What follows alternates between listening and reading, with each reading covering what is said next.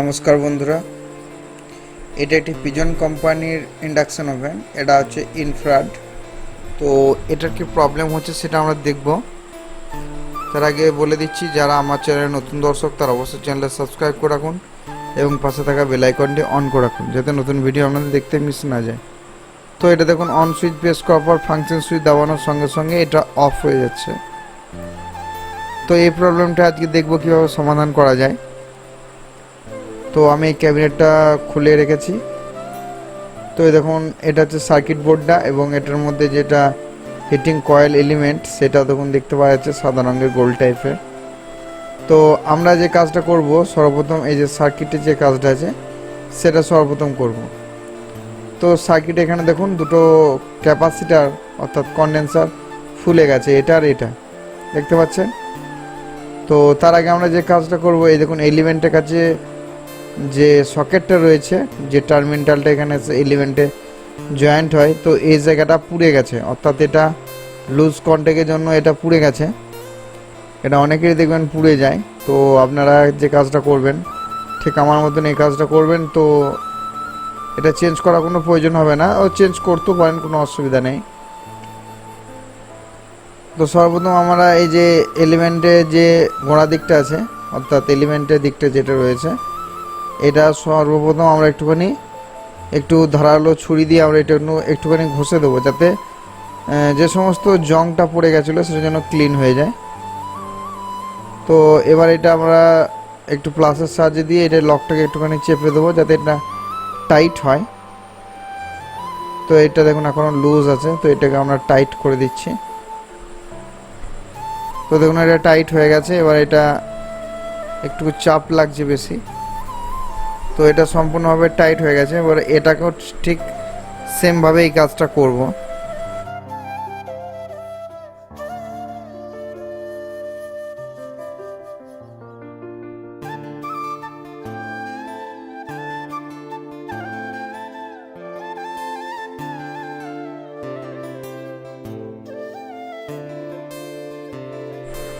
তো কাজটা মোটামুটিভাবে হয়ে গেছে। তো এবার আমরা এই যে ক্যাপাসিটারটা যেটা রয়েছে দেখুন একটু ফেঁপে গেছে, অর্থাৎ একটু ফুলে গেছে ক্যাপাসিটারগুলো। তো তার জন্য আমরা সর্বপ্রথম বোর্ডটাকে খুলে নিচ্ছি।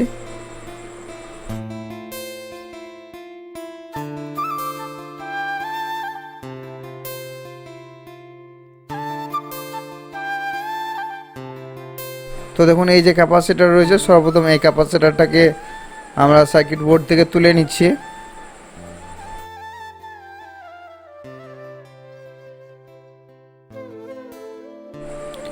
তো ক্যাপাসিটারটা ভ্যালু দেখুন আমরা ডিসপ্লেতে দেখতে পাবেন, এটা 220 MFD 25 ভোল্টের একটা ক্যাপাসিটার।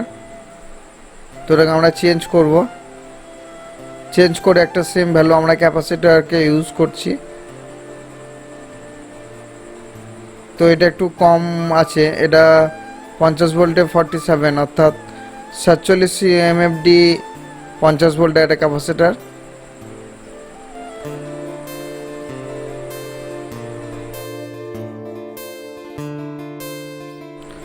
তো এবার আমরা এই যে বড় যে ক্যাপাসিটার রয়েছে দেখুন, এটা ফেপে যেটা গেছে, এটার নাম হচ্ছে 4.7 UF 400 ভোল্টের একটা ক্যাপাসিটার।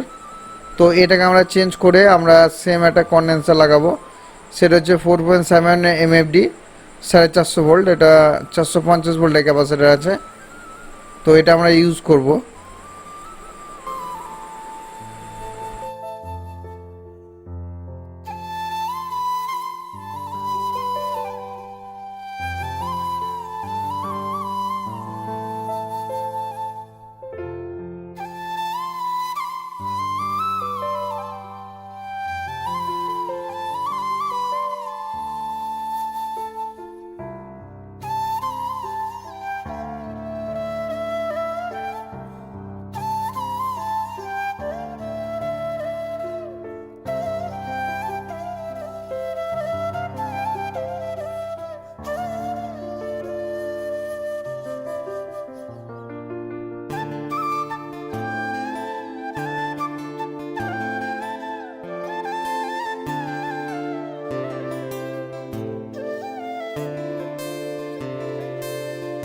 তো আমাদের ক্যাপাসিটারটা সোল্ডার হয়ে গেছে। তো এবার আমরা দেখুন এই বোর্ডটাকে পরিষ্কার করে নেবো থিনারের সাহায্যে। তো দেখুন আমাদের সম্পূর্ণভাবে কাজটা করে নিয়েছি। এবার এটা আমরা একবার চেক করব। তার আগে সার্কিট বোর্ডটা পরিষ্কার করে নেবো যাতে কোনো জায়গায় শোল্ডার যাতে লেগে না থাকে। তো সেটা আমরা একটুখানি দেখে নেব। তো অবশ্যই আপনারা সকলেই ভালোভাবে দেখে নেবেন কোথাও যেন শোল্ডার লেগে না থাকে, তাহলে কিন্তু অসুবিধা দেখা দেবে। তো সর্বপ্রথম বোর্ডটাকে আমরা ক্লিন করে নিচ্ছি। তো দেখুন ওটা পরিষ্কার হয়ে গেছে। তো এবার আমরা বোর্ডটাকে একটুখানি টেস্ট করব। তার জন্য বোর্ডটাকে একটুখানি সাবধানভাবে ফিটিং করবেন, কারণ এটা ক্যাবিনেটটা একটু স্টিল টাইপের হয়ে থাকে, অর্থাৎ লোহার। এটা কোনো জায়গায় টাচ হয়ে গেলে কিন্তু শর্ট হয়ে যাওয়ার একটা সম্ভাবনা থাকে, তাই এটা একটু সাবধান অবলম্বন করতে হবে।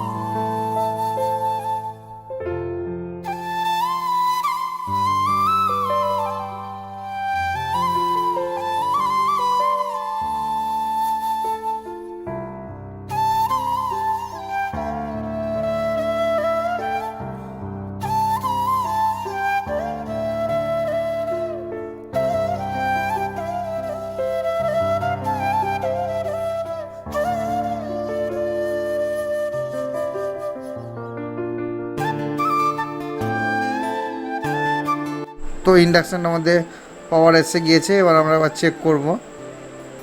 হ্যাঁ, তো এখন দেখুন 2200 ওয়াটেজ লেখা উঠেছে। এবার এলিমেন্ট কয়েলটা দেখবো আমরা একটুখানি গরম হচ্ছে কি না। হ্যাঁ, তো দেখুন এলিমেন্ট কয়েলটা একটুখানি রেড কালার অর্থাৎ লাল হয়ে গেছে। তো আজকে ভিডিওটা এতটাই। সব ভালো থাকবেন, সুস্থ থাকবেন। নমস্কার।